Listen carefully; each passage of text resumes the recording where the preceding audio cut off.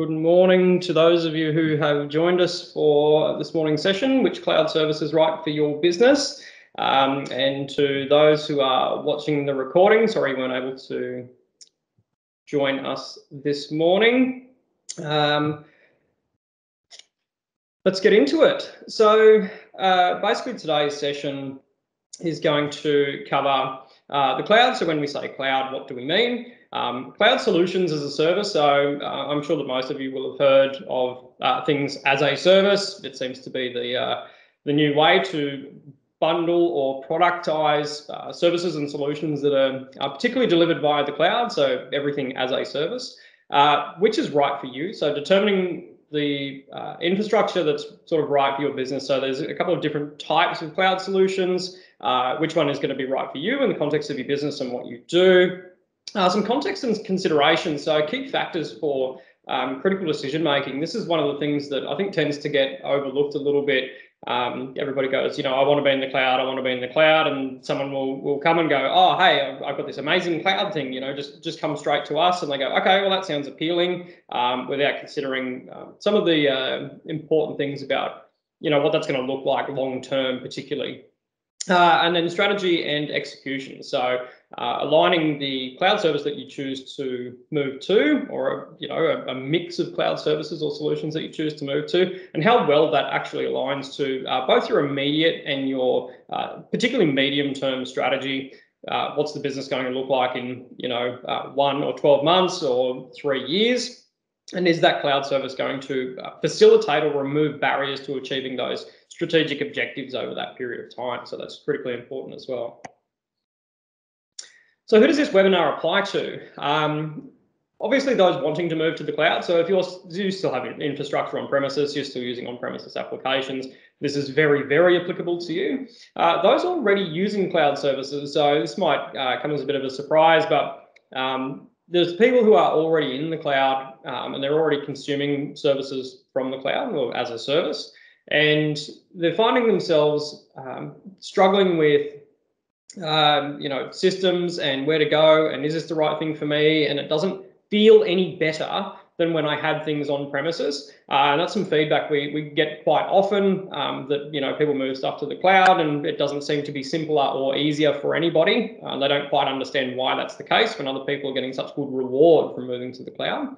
Those wanting to validate they've made the right choices about their provider. So of course we'd love to be the provider of your cloud services. But the reality is that it's nice to get some validation that you've made good decisions along the way as well.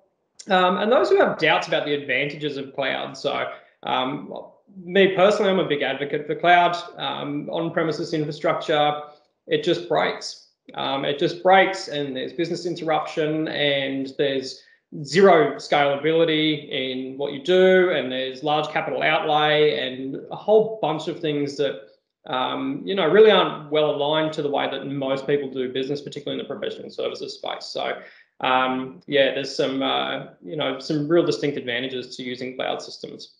And obviously stick around to the end if you have any questions. We'll stop recording and you can ask those questions at the end.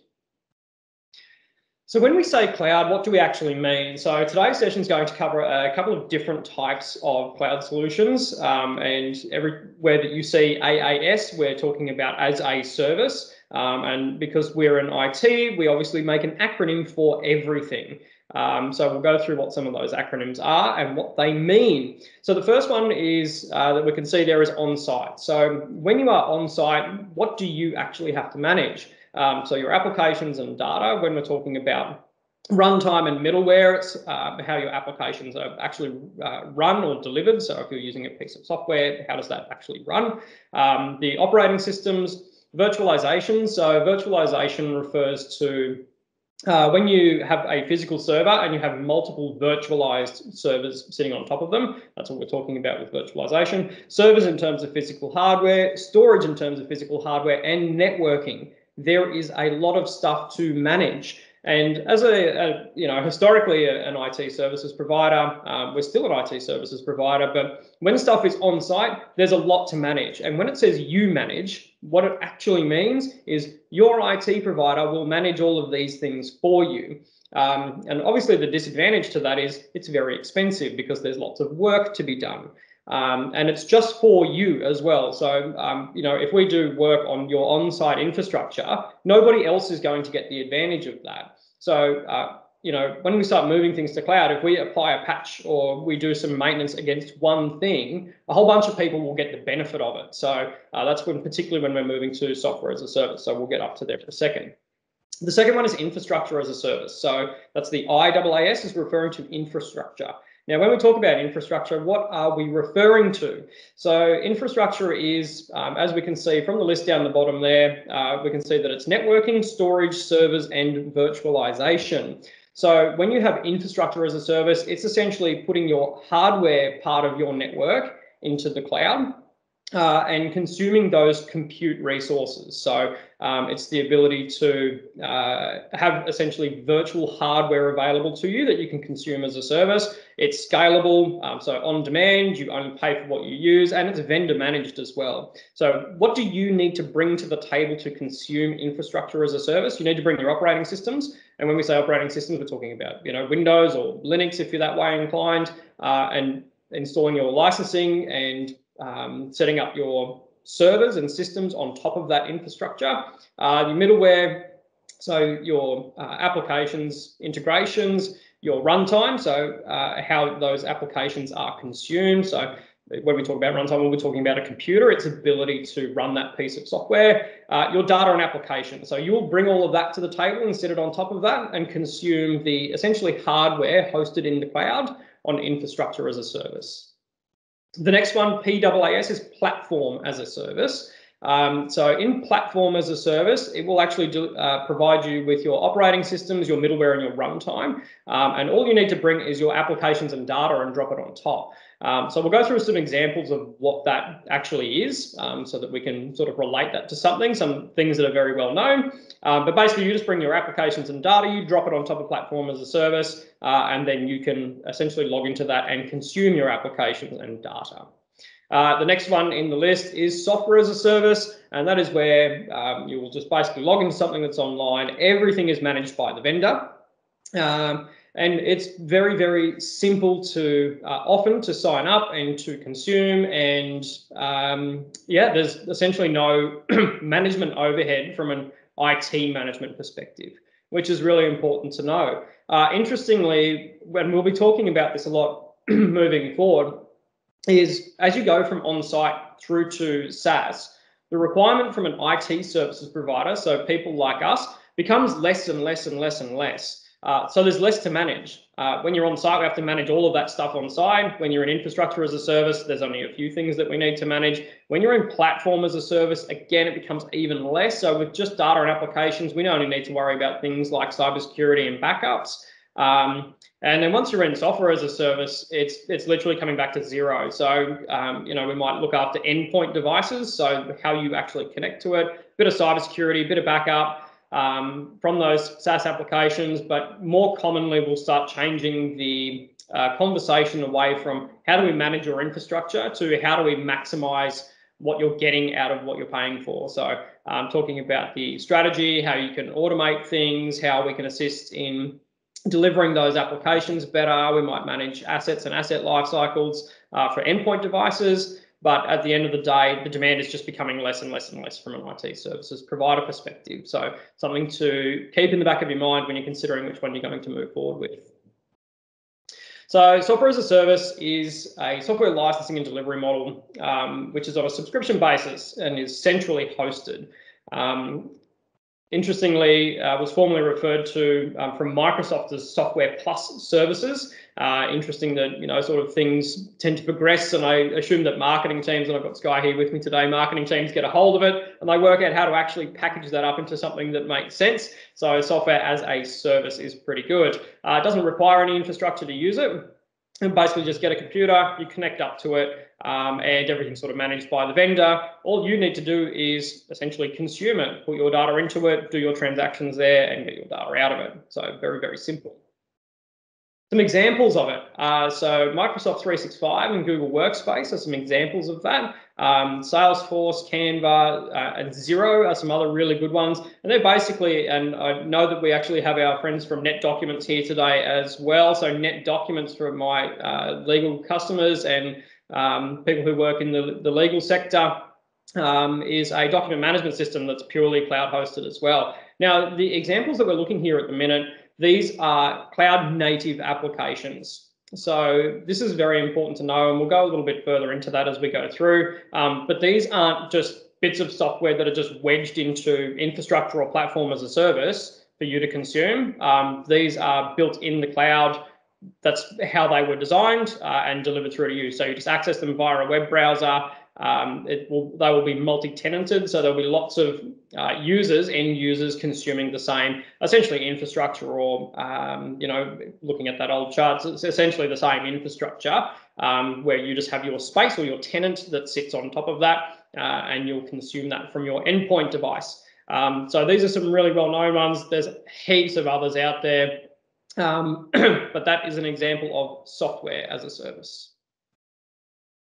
So platform as a service is basically vendor managed hardware, so infrastructure as a service, but on top of that, they put on top the operating systems and the network and the databases and all of those types of things that you need to just put your applications on top of that. So if you're running on-premises applications at the moment, and I'm sure there's still plenty of people that are still running on-premises applications, if you're running on-premises applications and you needed to move them to cloud, platform as a service will give you the ability to just bring your applications and data, sit them on top of that infrastructure. So it will obviously need to be built out or tailored to your requirements, but you can just bring your applications and data, dump it on top of that, and start consuming it. So platform as a service is very good. It just gives you what you would have in your on-premises network. It basically moves that to the cloud so that you can essentially consume it as a cloud service, which is really good if you have, so we'd call them legacy applications, anything that sits on premises. But the other thing that platform as a service is used for is there's plenty of providers out there that are saying that they have cloud applications. And what they're doing is they're using platform as a service and just dumping on-premises applications on top of platform as a service and asking you to come to them to consume their application from their platform. So that's another way that people are saying. So when you hear hosted software, that's what they're talking about. And when you hear cloud native, so some of the things that we spoke about before, and the likes of Net Documents, for example, when they're talking about cloud native, it's been developed in the cloud to be delivered via a web browser over the internet purely. You can't actually install that as a server on premises. You can only consume it via their cloud over the internet. So that's cloud native. And then hosted will have applications sitting on top of platform as a service, but platform as a service is something that you can buy and consume as well. So you can consume that directly. You bring your own applications and data, you build your own network. And there are obviously some distinct advantages to doing that, because you can bring your entire application stack, sit it on top, and your data set. And you have complete control over that environment as well. So it gives you the flexibility around what you do with your backups, who you do and don't give access to, the integrations between your applications. So if you have a diverse application stack, it'll give you the flexibility to obviously integrate bits and pieces of software into other bits and pieces of software that sit in that stack. So there are some distinct advantages there. Some examples of platform as a service. So we've all heard of Amazon Web Services and Microsoft Azure. I call it Azure. I do realize that it is Azure, as all of my American friends keep telling me, but because I'm very, very Australian, I pronounce it Azure. So what can you get or what can you consume through those services? So for Amazon Web Services, it's actually Amazon Elastic Beanstalk. I love Amazon and their funny names. But Elastic Beanstalk is referring to the ability to essentially have a beanstalk that will grow, and you can add in bits and pieces that you need. And through Microsoft Azure, so you can do, and you can do the same with Amazon Web Services, manage desktops, manage servers, manage network. So basically all of that infrastructure that you need, just bring your data and applications, drop it on top of that, and you will have the ability to consume it. So some really cool stuff there from Amazon and Microsoft. There are a few others. We're looking specifically at public cloud as opposed to private cloud. I'm not a mega fan of private cloud. We'll get into that a little bit later on. I think public cloud is perfectly fine for 99% of SMEs, unless you have a very, very, very specific requirement that will require some management overhead from an IT services provider. So the next one is infrastructure as a service. And as we said, it's basically online hardware. So server computing resources made available to be consumed over the internet. I see that my slide is missing half the information there. So it's probably a mistake on my part not filling that in. But what does it normally include? So it will be the equivalent of your network infrastructure. So switches and bits and pieces. So you'll be provided with a virtual network. The hardware that you need, or the equivalent of hardware, will be virtualized hardware.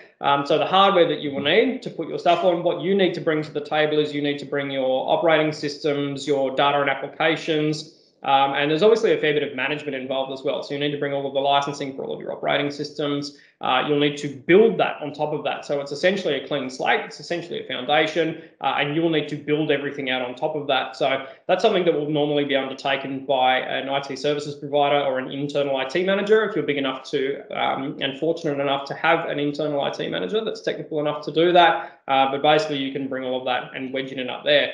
The advantages of something like infrastructure as a service is if you're quite a large enterprise, there's some really good stuff that you can get, particularly from Microsoft in terms of their operating systems and what you can do on their enterprise level licensing. You can have access to a whole bunch of different servers, server licensing and software licensing to sit on top of that. And if you're managing all of your own infrastructure, there are some advantages and some reasons why you might want to use that. There may be some constraints for you as well around where you keep and store your information or where you keep and store your data. Very, very rare, I think, particularly more so for most SMEs, that is never going to be a requirement that is going to sort of force your hand to move into something like infrastructure as a service, but it is a service that is there. So some examples, again, we'll see Amazon Web Services. So AWS does provide pure infrastructure as a service, and you can bring your own operating systems and licensing and your runtimes and your middleware and essentially build it out on top of that. Rackspace is another one that's been around for a long time. It's very well known, I think, maybe more so in the IT sector. But they sort of started out that you could send your on-premises server and wedge it into their data center, but now they essentially provide that data center foundation, and you can build stuff up on top of that by bringing your operating systems and all of your applications and data to put on top of that infrastructure. So the next thing is, which one is right for you? So I have my personal opinions about all of this, possibly because I've lived in a pure SaaS environments for maybe nearly 10 years, but which is the right thing for your business? The thing is, it depends, right? So it depends on where you're at the moment, where you're moving to, what your objectives are. So pure SaaS is brilliant. This is how we operate. So to give you an idea of what pure SaaS looks like and what the mix is, so we have our, I use Surface. So we have our Microsoft Surface, and then I use Microsoft 365, which is my mail, my data storage, all of our information sits there. We use Microsoft Dynamics, which is cloud hosted, so Dynamics 365, that is our CRM, our projects platform, our cases and ticket management, so all of our ops get done from there, and Xero. We love Xero. So I actually don't have any server infrastructure to manage, and if an IT company is doing it, it's a fair indicator that it's probably the right way to go.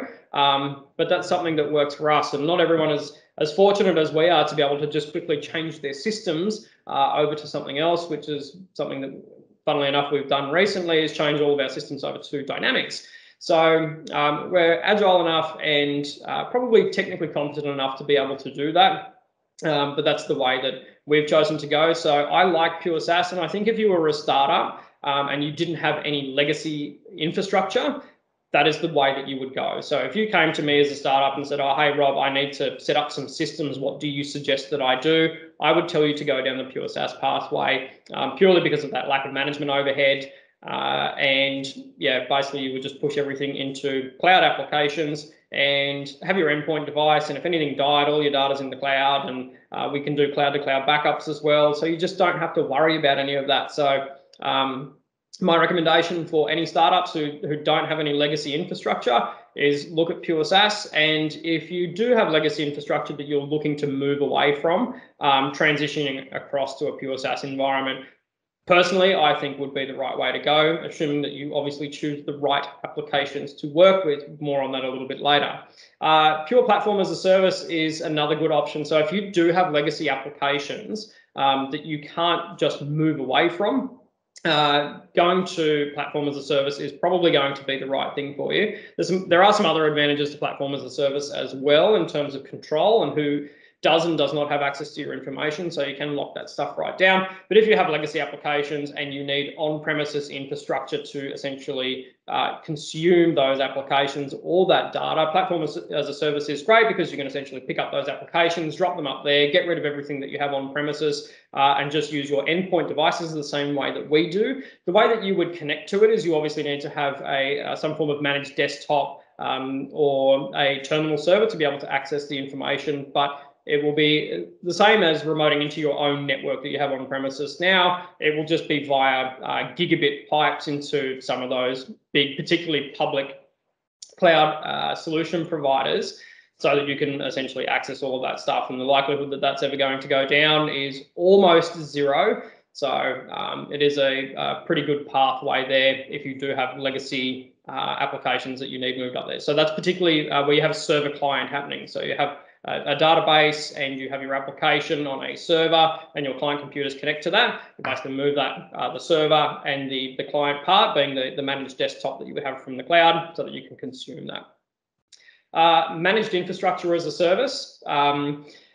It's a difficult one. As I said, if you're a bigger enterprise and you have access to lots of licensing and you need to be able to build out your own stuff, you have lots of internal capability to manage that, it's potentially going to be the right thing for you. The other thing is if you have applications, particularly, and this is in the legacy stuff, if you have applications that sit on a particular operating system that a platform as a service provider can't make available to you, using infrastructure as a service might be the right choice because you can essentially pick up that server, wedge it into infrastructure as a service so that you can consume their hardware on highly redundant, highly scalable platforms. But then you'll be able to move your legacy stuff over there. So that might be another reason you might move to managed infrastructure as a service. And then there's obviously hybrid as well. So hybrid is good for I think particularly for platform as a service and software as a service. If you are a departmentalized organization and you only have a small portion of your organization which needs to use legacy applications or something via platform as a service, but the rest of the organization can use pure SaaS,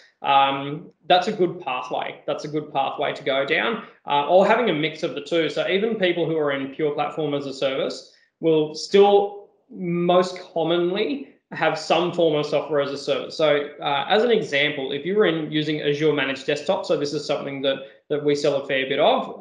If you're in Microsoft Azure Managed Desktops and you have an Azure platform as a service, so you have your infrastructure in Azure, you will still have, for example, Microsoft 365 or Office 365 as it used to be known. You'll still have those licenses to deliver your Office licenses, but you can access your emails, you can access your data in bits and pieces, you can access those directly from Microsoft without going through the platform. So if you need to split the business and only have certain users in the business go via the platform, then you would have the ability to do that. So that's where you would see some of that hybrid stuff. And in some instances, there's still requirement to have things on premises. So for print applications, for example, so you might have cost recovery applications, you might have some stuff that you're doing with your phone system. There might still be a requirement for on-premises infrastructure.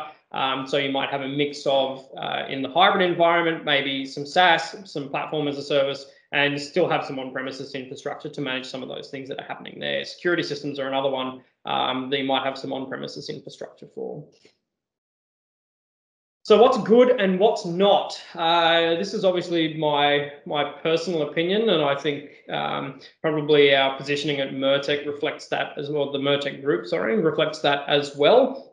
So for software as a service, platform over products. So when mobile phones come out and the ability to put apps on mobile phones, this interesting thing happened in the IT industry, particularly for people who sell IT solutions and services. And at the time, I was providing process automation and integration systems. When this all sort of became really big, everyone went, I'd come in and, I'd put a proposal in front of somebody and go, this is the thing that you need, as an enterprise-wide solution, so that everyone can come onto and consume that platform. And essentially you can build out things on top of that, and there are some really good advantages to doing that, because you don't need to train people. The licensing is really easy, bringing users in and out of the business is really easy, backing it up is really easy. All of those things come into play, and it's all really well integrated because it's all in one system. So that's a platform. But the app thing happened, and every time I'd go to somebody with a proposal for a platform, they go, oh, well, I can just download an app to my phone and do that.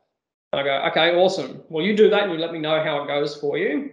And then they do another app and do another app and do another app, and then they'd come back crying to me 2 years later and go, oh, all of my data's all over the place and I don't know where it is and nothing's talking to one another. And what was that thing that you were talking about 2 years ago, the thing that you should have got? Absolutely. So we always say platform over product. So look at it strategically. You put apps, data ends up in silos. It ends up all over the internet, all over the place. You don't know where things are. You have user accounts for each of them. It's just a mess. It's just a nightmare. Look at highly or tightly integrated platforms that integrate into systems that you have. So we do lots of 365. So Microsoft 365 or Office 365, it's a platform. There's the ability to do lots of different things within that platform. Net Documents is something else that we do, tightly integrated to practice management systems in the legal space to do all of the document management.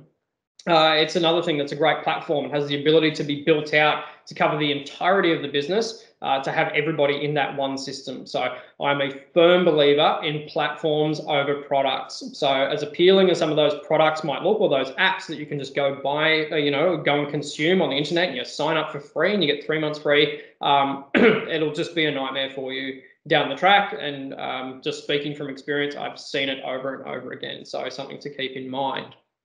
Related to infrastructure or platform as a service, I always say public over private.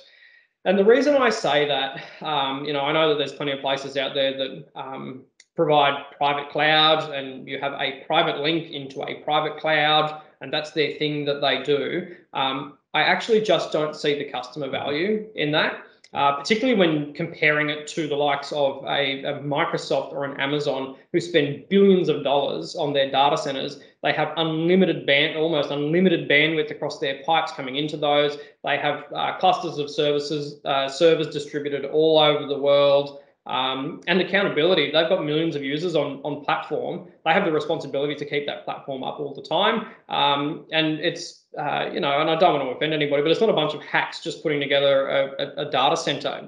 These are the most highly skilled people in the industry are building out these data centers in public.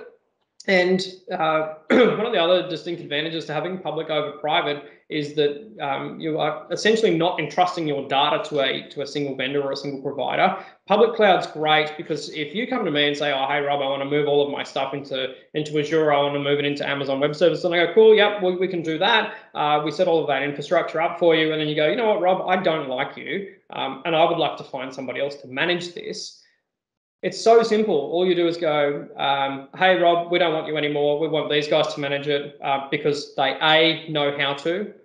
So you'll be able to find, we'll be a dime a dozen. There'll be 50 other providers within 50 kilometers of where we are who'll be able to manage that infrastructure on public cloud because it's so accessible and there's so much training and so much availability. You'll just be able to move and you'll just switch your billing partner and essentially you'll just keep working. So, personally, for me, I think public cloud is the way to go, just in terms of, the investment, not being locked in, and, just the knowledge, broader knowledge of how to manage those systems. I think is particularly important. So they're the two things really from my perspective that I would look for. I'd be looking for platform over product. And if you're looking at infrastructure or platform as a service, I'd be looking at public over private. Just so you don't run into any constraints or any barriers, or having your data locked by a vendor or access blocked, over whatever it happens to be. It might be billing disputes or something. Let's hope not. So yeah, that's just my opinion. I think the Mertech group, we would be reflective of that as well in what we talk about and what we do. So that's the type of services that we provide, and something that I think you should think about if you're looking at moving to something or looking at potentially moving away from something. So we'll come back to the context and considerations. So startups versus established businesses. I think I spoke about it before. If you were a startup, just go to SaaS. Find cloud native platforms to set up and run your business from. You'll thank me later. If you're an established business and you have legacy systems, that might not be a reality for you. You might not be able to do it. The longer that you've been in business, the more likely it is that you will have legacy systems that you will need to hang on to. It is what it is. It's the nature of the beast. So if you are an established business, probably platform as a service. So still just removing I'd say the IT overhead, to as minimal as possible. So moving into something like platform as a service, where that infrastructure is essentially managed for you, and you can just consume it, because that's what you want, right? You just want it to work. You want it to be fast. You want it to be scalable. Something like platform as a service is going to be really good. Costs, capital and recurring. So obviously moving all of your stuff into cloud systems, there will be a capital component, but the capital component in terms of the costs is not going to be, here's an asset that you're going to have to replace in 3 years' time. Those capital costs are just going to be the professional services essentially to move all of that stuff in there. The other costs, or the indirect costs that you might experience, is business interruption. The other interruptions might be some business interruption. There might be some training overhead as well that might come into that, moving people into new systems. But once you're in the cloud, anything as a service has a recurring cost often associated with it. So it might be monthly or annually. So all of that capital infrastructure costs that you would have for having particularly hardware and bits and pieces on premises will obviously be strung out or amortized over a greater period of time, and you'll have those recurring costs in place instead. Compliance and information management. So in terms of the compliance side, there are some rules around things like data sovereignty. Where are you allowed to have your information stored, depending on what type of information you have and what type of business you are? There may be some limitations around that. On the information management side, where are you putting all of those bits and pieces? And again, this comes back to having different apps and app silos. The ability to manage that information more broadly across a whole bunch of different applications and a different application stack is a nightmare, as opposed to having it all consolidated back into one system. Security, who has access to what, where all of that data is it being included in backup and disaster recovery sets? All of those things are some things to think about. Size, sites, constraints and strategic goals. So this is another really important one. If you're a really small business and you're a startup, the ability to move and change like we have, you're very agile. The ability to move and change is super simple, right? So if you're a smaller business, this will be easier for you to be able to attain. If you're a bigger business, there's obviously a lot more that needs to go into it, and we do appreciate that it's not just a matter of just flipping a switch and everybody will move over. You need the change management process. You obviously need to get people trained up, and you need to make sure that that's aligned to your strategic objectives as well long term, because you're just not as agile as potentially a smaller business. If you have multiple sites, this is another good reason to go. If you have multiple sites, just being able to consolidate all of that data back into a central location and provision access from each of those sites or users, or now everybody's working from home, Sydney lockdowns again. Having that distributed environment. So we call it remote endpoint management, where basically you can just open your computer from wherever you are and just be able to access all your stuff. It's awesome. Honestly, it just really removes any barriers to being able to do what I need to do to fulfill the function of my role here at the Mertech Group, and I suspect it would be the same for you if you were to move to pure cloud services as well. What are some of the constraints? So capacity and capability internally, particularly in your resources or your personnel. You know, you might have some constraints there. It might be budgetary. It might be some other things that are going on, some other projects that you have running. So consider the constraints, you know, what might limit you from being able to move to other particular systems. And that might be regulatory compliance as well, maybe another constraint that you might run into. And what your strategic goals are, you know, where do you want to be and what do you want to be doing? Are you building the business to sell? Are you building the business to grow? Are you just trying to maintain balance and have some cost control? You know, work out what those strategic goals are and make sure you align that that plan or that move, how you're going to get into the cloud. Make sure that's well aligned to what your strategic goals are. And one other thing that often never gets spoken about is an exit strategy. So if you move into a cloud system and you hate it, what's your exit strategy? What does that look like? And I know that there's some, you know, some really good operators that I've worked with over the years. They go into it with an exit strategy, not to ever exercise that, but just in case, you know, from a risk management or a risk mitigation point of view, you know, it's essentially their entire business is being wedged into a system that they have no control over. What's your exit strategy? Are you going to be able to get your data out? Are you going to be able to get your documents out? All of that critical information, what's going to happen if you ever need to move away from that? Something just to keep in the back of your mind.